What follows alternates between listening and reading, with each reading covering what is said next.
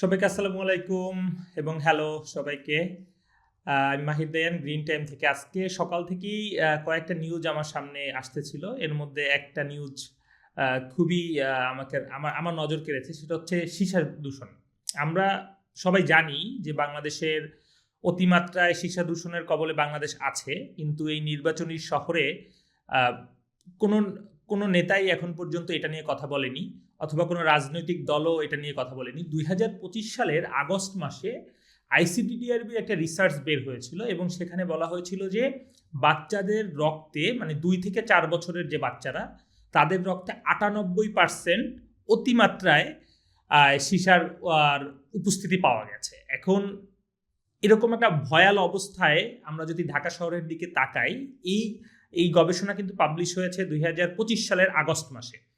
বেশ অনেকটা সময় পার হয়ে গেছে এবং সরকারের পক্ষ থেকে তখনও কোনো ইনিশিয়েটিভ নেওয়া হয় নাই। বর্তমান সময়ে যখন রাজনৈতিক মহল উত্তপ্ত, নির্বাচনের দিকে দেশ ধাবমান হচ্ছে, তখনও কিন্তু কেউ কোনো কথা বলছে না। ঢাকা শহরে প্রতিনিয়ত যে পরিমাণে রিকশার পরিমাণ বাড়ছে এবং সেই সাথে ঢাকা শহরের পানির পাইপ বহু আগের ওয়াসার পানির পাইপ, আমরা সবাই জানি প্রচুর পরিমাণে দূষণ ওয়াসার পানিতে এবং এটা নিয়ে অনেক কথা হয়েছে। আগের সরকারের সময় কথা হয়েছে, বর্তমানে যে ইন্টেরিয়াম গভর্নমেন্ট আছে তাদের সাথেও বিভিন্ন পর্যায় থেকে বিভিন্ন সময়ে বিভিন্নভাবে কথা বলার চেষ্টা করা হয়েছে, কিন্তু কোনো যৌক্তিক এবং কংক্রিট কোনো ডিসিশন আসেনি। আসলে এই উপদ্রব থেকে বাচ্চারা কীভাবে বাঁচবে। আমরা যদি আজকে হাসপাতালগুলোর দিকে তাকাই, যে বাচ্চারা প্রচুর পরিমাণে অসুস্থ, কিছু হইলেই জ্বর, কাশ, তাদের ইমিউনিও সিস্টেম দুর্বল হয়ে যাচ্ছে এবং এই যে এই সীসার যে উপদ্রব, এটা কিন্তু বাচ্চাদের গ্রোথ এবং তাদের ব্রেনের উপরে ইম্প্যাক্ট ফেলে, যেটার কারণে একটা হেলদি ভবিষ্যৎ আমরা পাচ্ছি না বাচ্চাদের কাছ থেকে এবং আমরা আশাও করতে পারতেছি না। এবং বাচ্চারা তাদের ডোপামিন খুব দ্রুত খরচ হচ্ছে, বাচ্চারা অসুস্থ হয়ে যাচ্ছে এবং একটা টাইমে গিয়ে ২৫ বছর ৩০ বছর যখন হচ্ছে, মানে আমরা তো বর্তমান সময় দেখতেই পাচ্ছি যাদের বয়স ২৫, ৩০, ৩৫ তারাই ক্যান্সারে আক্রান্ত, তারা হার্ট অ্যাটাকের শিকার হচ্ছে, বিভিন্ন ধরনের লিভার সিরোসিসের মতো বড় বড় রোগ, কিডনি ড্যামেজের মতো রোগ তাদেরকে তাদের শরীরে বাসা বাঁধছে। সো এটা থেকে কি আসলে বের হওয়ার আমাদের কোনো উপায় নেই? এই মুহূর্তে দাঁড়াইয়া আমার মনে হয় না আসলে আমাদের এটা থেকে বের হওয়ার কোনো উপায় আছে।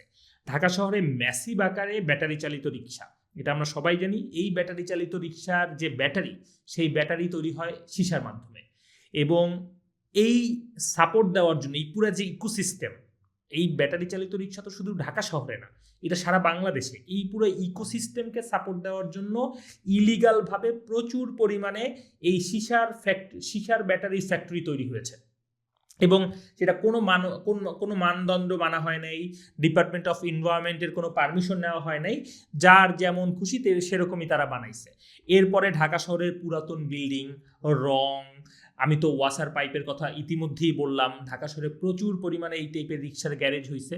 তারা যে কোনোভাবেই তারা এই রিক্সাগুলো মেরামত করতেছে, ব্যাটারি চেঞ্জ করতেছে, কিন্তু কোনো প্রকার নিয়ম নীতিমালা কিচ্ছু না মেনে, যেটার ফলাফল ভয়ানক, যেটার ফলাফল আমরা বর্তমানে দেখতে পাচ্ছি না, কিন্তু কিছুদিন পরেই আমরা এর ভয়ঙ্কর রূপটা আরও ভালোভাবে দেখতে পাবো, যখন বাচ্চারা অ্যাবনর্মাল বিহেভ করা শুরু করবে, যখন বাচ্চাদের গ্রোথটা কমে যাবে এবং আমরা একটা আপকামিং যে জেনারেশন, সেই জেনারেশনকে হারাবো।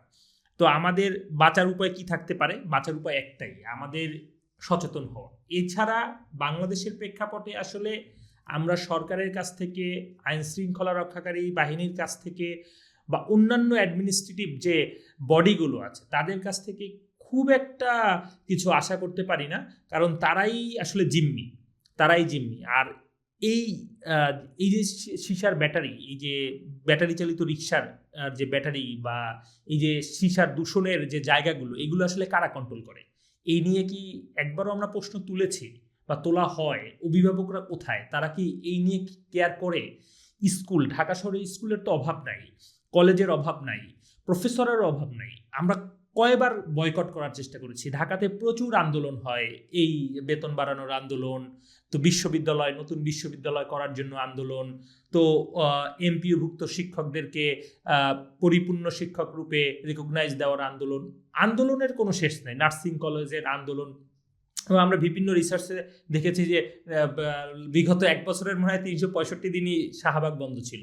কিন্তু আমরা কি একবারও রাস্তায় নামতে পারছি যে আমাদের ভবিষ্যৎ প্রজন্ম হারায় যাচ্ছে এই দেশ থেকে?